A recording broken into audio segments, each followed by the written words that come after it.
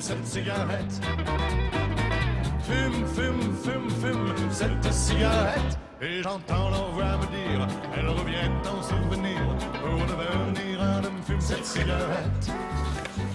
Et ce sont les chirurgiens dentistes qui viennent de tirer la sonnette d'alarme. Et pourquoi?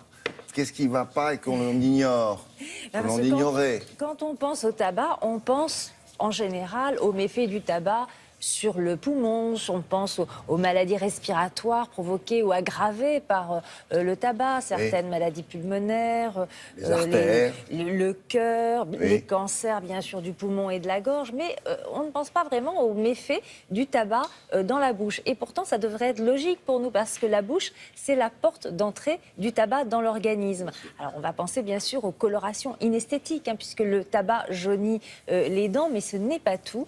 Le tabac peut avoir des conséquences désastreuses au niveau de la bouche et provoquer vraiment des risques pour la santé au niveau de la bouche. L'Ordre national des chirurgiens dentistes vient de tirer la sonnette d'alarme et ce sera aussi un sujet abordé au congrès de l'Association dentaire française qui commence aujourd'hui à Paris. Donc quels sont ces méfaits? Réponse en images.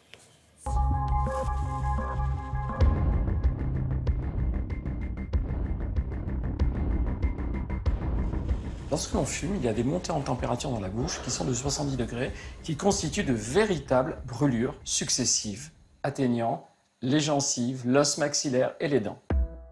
Ce phénomène peut induire des lésions précancéreuses qui peuvent, si elles ne sont pas dépistées à temps, se transformer soit en cancer de l'os maxillaire ou en cancer de la langue. On peut comparer les brûlures du tabac dans la bouche aux expositions répétées au soleil qui peuvent provoquer non seulement un vieillissement prématuré de la peau, mais plus grave, parfois un mélanome malin. La consommation excessive de tabac va provoquer une diminution de la salive dans la bouche, la salive qui a un rôle immunitaire majeur dans la prévention de la carie. Donc il y aura beaucoup plus de caries au niveau des dents. La mauvaise haleine liée au tabac sera amplifiée à cause de la propagation bactérienne qui se fera en l'absence de salive.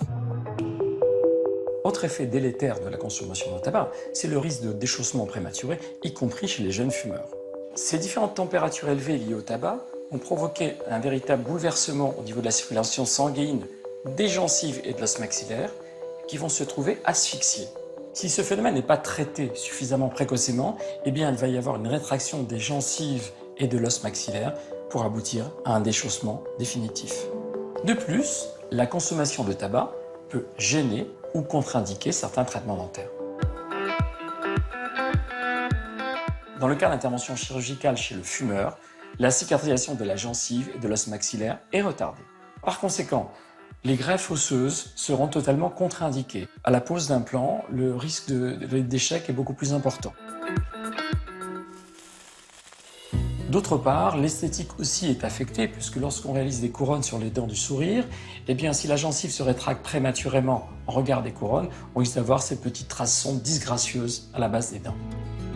Autre raison d'arrêter de fumer, c'est la perte du goût liée à l'altération des récepteurs sensoriels au niveau de la langue et des muqueuses buccales, ce qui va profondément compromettre notre plaisir de manger. Bon.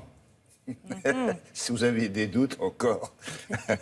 Et un chiffre aussi, si vous avez encore des doutes, le risque de cancer de la bouche pour un fumeur est 3 à 4 fois supérieur à celui d'un non-fumeur. Si on rajoute tabac, cannabis ou tabac et alcool, les risques évidemment sont encore plus majorés.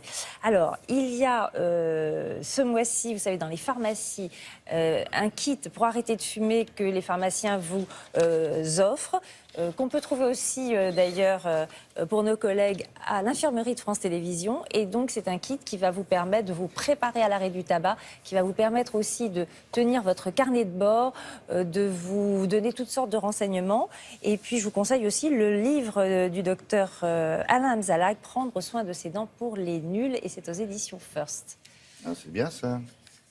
Et oui, ça vous vous fumez 5 cigarettes par jour. Ça vous dit par exemple ce que vous économisez quand vous arrêtez de fumer. Combien si vous fumiez par exemple 10 cigarettes. Vous vous souvenez de ça? Non, vous étiez trop jeune, d'accord. Non, puis c'est bien quand on voit les économies qu'on fait, c'est quand même encourageant. Je calcule mes économies. Oui. Ah ouais. Un jour, j'ai gagné 1,75 €. Au bout de 10 ans, j'ai gagné 6 300 €. Ouais. J'ai économisé 6 300 €. Mais oui. il y a la santé, il y a le porte-monnaie aussi. Ben voilà, vous pouvez calculer sur 10 ans, c'est 1 300 En euros. Dans fonction la de votre famille, vous êtes deux. consommation habituelle. Merci beaucoup. À plus tard.